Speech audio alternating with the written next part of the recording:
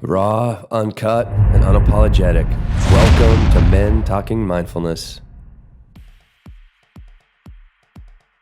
This is for people that have mental health challenges more, or stuff like that. But to give it like some context, when I got out of the military, I got medically retired, and I had a bag of 15 prescriptions, and I was taking like 12 of them, And so taking 12 of them, you're taking 2 antidepressants, you're taking all this headache meds, you're taking migraine, you're taking all these things that, that I turned into a person where, my wife would find me on the couch in the morning at 9 a.m. and I'd be dozing off, when I was like 13 years old, I had multiple businesses around my neighborhood and at my school and things like that. And I've always had projects and things going, and even since I got out of the military, I've had different things going on, but it's never been in a worse situation than whenever I was on all those meds. So when I got off all of them, it was a challenge, because then now I could feel all, the depression symptoms that you don't feel when you're taking all of it. So now, being off of the all prescription meds for at least 3 years now,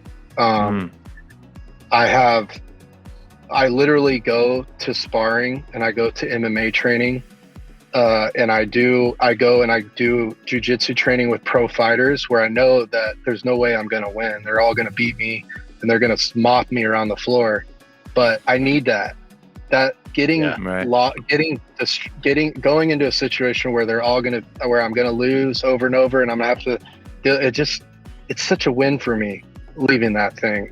And then, going into sparring on Friday afternoon, early afternoon on Friday, go spar and get, have people kicking you and trying to kick you in the face and do all this different stuff. And I have TBIs. So I spar mostly with no headshots, just to play it safe.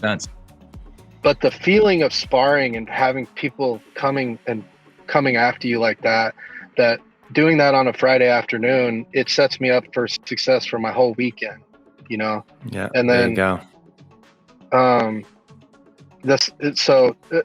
So I don't know, what I'm trying to say is just, putting yourself in situations where you're getting the training in, but then I think there's ways that you can innovate your training to get like mental health and emotional and all these different spiritual things and whatever you want to get, make it like more bang for your buck. Yeah, I think it's also you get off the meds as well. I mean, like I think the statistics are 70% of the entire United States population, adult population, is on one prescription, right? And I think it's 28 or 30% is on 2 prescriptions, right? Where if you start doing some hard stuff, start showing up, get in your body, you might be able to, depending on what your diagnosis is, to get off a lot of those medications by getting back into your body, finding more of your breath, right?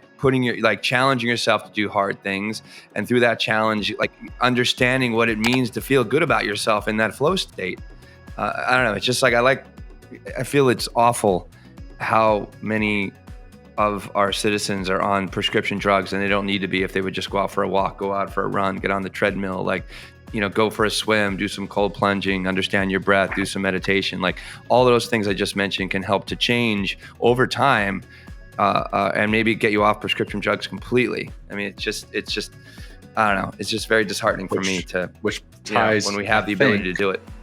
That kind of ties into that last E of the F.R.E.E technique, because I want to get through this, because I want to touch on some of the other stuff here. So the efficient breathing piece, can you touch on that, Prime, and then how that ties into life in general?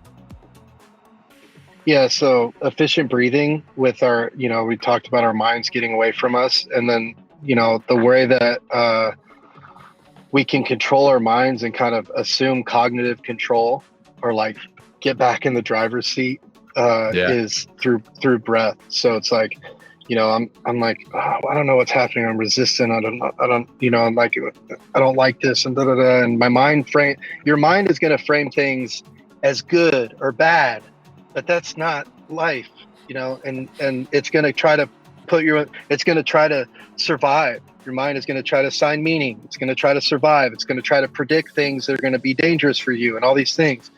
And it's like, okay, I understand all of that. I'm taking control. 3 seconds in, 3 seconds out through the nose.